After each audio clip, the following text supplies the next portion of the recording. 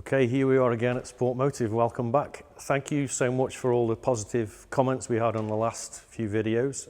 We said we'd do it again if you liked it, so here we are. We've got quite a few followers now, so I've got to start doing this on a regular basis. So we'll start off. This is one of our major projects. We will come back to this shortly. I'm going to talk quite a bit about that, but it doesn't look a lot at the moment, but it's quite a big project for us. Most of the cars in at the moment are regular customers for service and MOT work and general upgrades.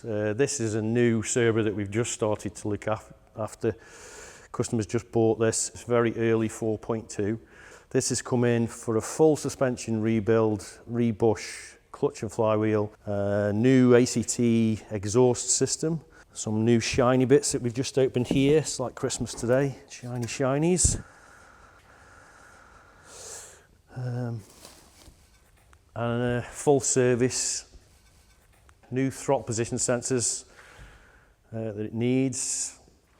I'm trying to think what else, quite a big list on it anyway. A couple of wishbones, upper rears, not very good, so we're going to change those as we do the rebush. Moving on, we've got another 4.2 Cerber, a regular customer this that we've looked after for a few years, Steve. Steve uses it quite a bit. He's going on a Spanish trip again this year. He did Ireland in it last year and Spain last year, so it gets quite a bit of mileage on it. So every time it comes in, it gets virtually a full 12k service every time it comes. We were hoping to get this out this weekend, but it had got a coolant leak, so we've had to put a radiator in. We've had a radiator record for it, and that's just gone in yesterday. Pretty much finished, just ready for MOT. Simon's Tuscan that we restored last year. You'll have seen this in the previous video. We did full body off chassis rebuild on that last year, and as we said, it was about to go for retrim, so it's just come back from Lee, trim unique. Simon's kept it as original, so it's very much as it was, red magnolia, even down to how it's stitched and all the materials. He's gone for pretty much the same original colours because he wanted to keep it original. He has gone for Lee's signature door card stitching. Let's just bring it up a little bit. We've not obviously put all the car bits in yet because we don't want to get them dirty. We've still got a couple of jobs to do on this. It's had a new windscreen as well, so we've got to put the scuttle back on and the windscreen frames. But it's pretty much there now. And then it just needs a geo, a road test and an MOT, and it'll be out.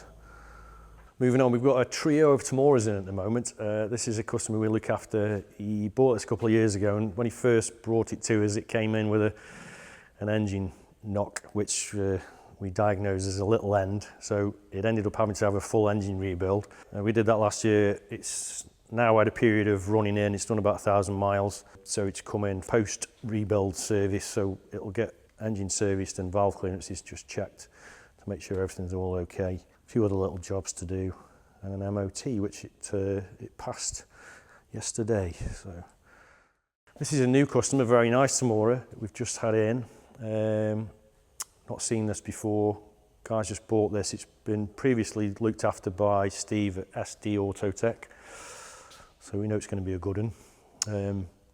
That passed MOT as well earlier on in the week.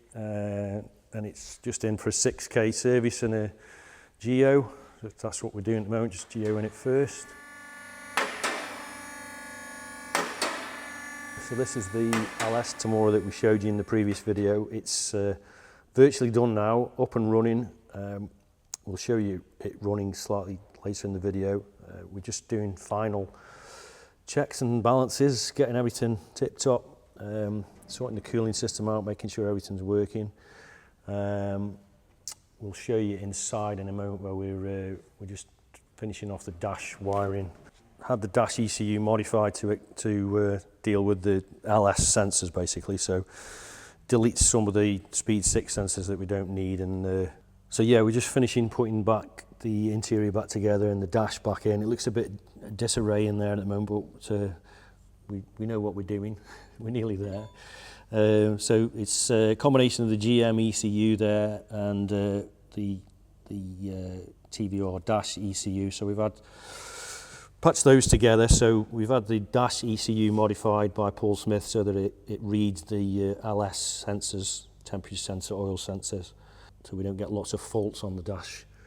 and we're currently just setting it up with our own map, our own fuel map that we've had developed.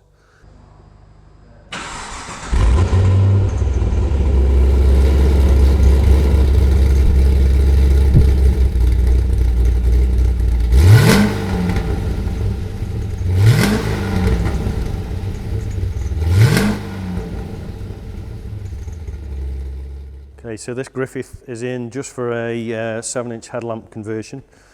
We do this quite a lot. We've been doing it for years. It was originally TVR's own thing that they did on the last 100 Griffiths, the SE. So it has a 7-inch headlamp and does away with the original 5 3/4. But we still keep the lower one with the main beam. And that obviously improves the lighting dramatically. And we're also, as we showed you in the previous video, we're working on an LED version of this at the minute for Griffs and Chimeras.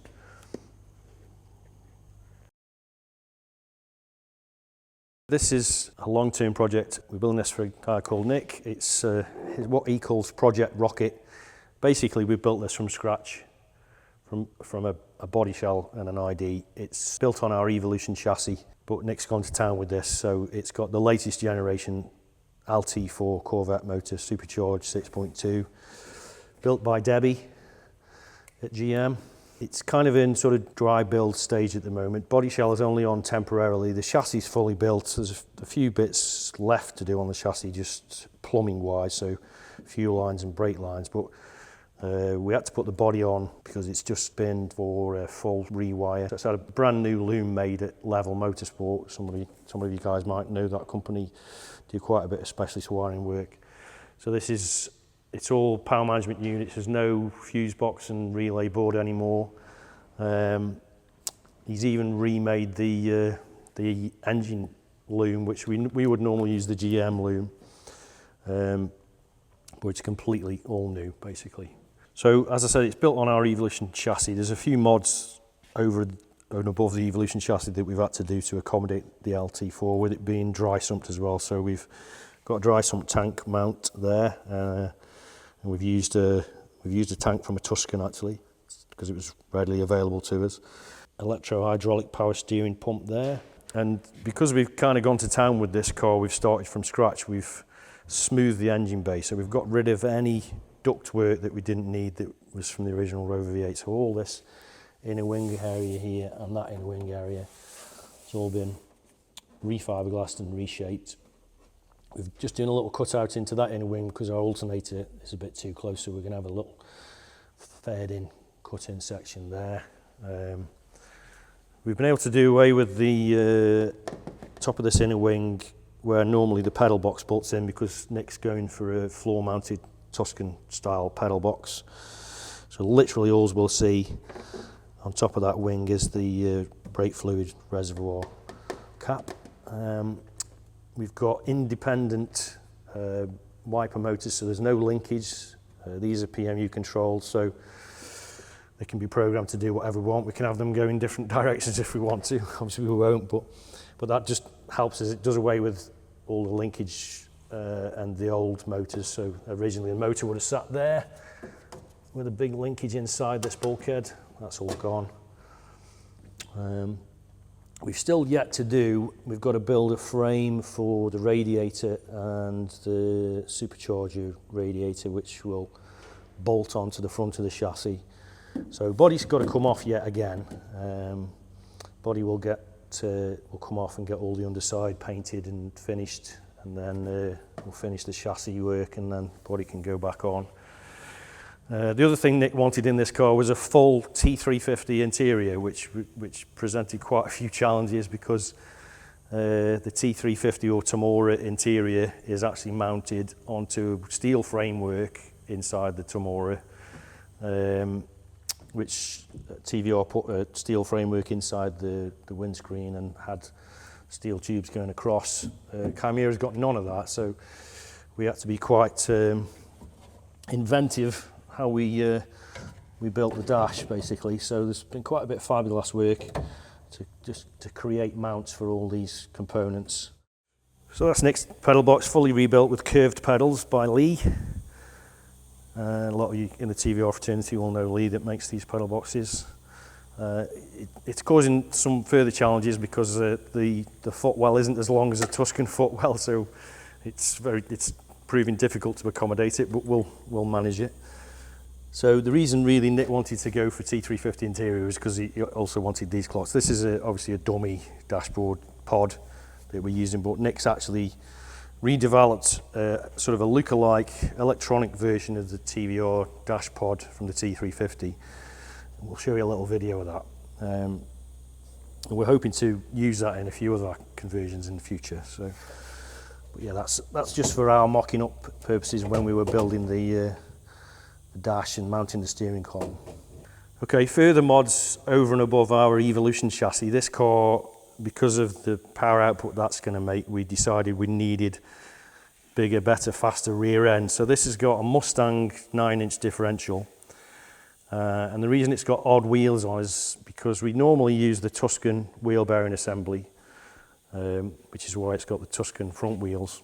We've uprated that again. So we looked around and we found the Corvette wheel bearing assembly was a very similar design to the one we use on the Tuscan, but much higher rated. So we actually had different uprights made for this car, our billet machined uprights. We had a couple of sets made. So this will end up with a different stud pattern on the front and the rear, but that just means it's going to get brand new wheels anyway, so we'll just get the wheels made with the correct stud pattern for the rear and the front. It just so happens that the Corvette stud pattern is the same as the BMW, so we've borrowed these wheels just to get the car rolling for when it went to Level Motorsport for the wiring work. So yeah, it's going to be a monster. We're hoping for a number that will begin with a 7. These are rated 650 out the box, but normally we do make slightly more power, again with better fuel in the UK and again our induction and our exhaust. I'm quite sure it's going to start with a 7. Nick has also got his own Instagram running on this car, so look out for that. Okay, so we'll touch base with that one again later in another video. Thanks for watching again, and like and subscribe if you like what you see. Thank you.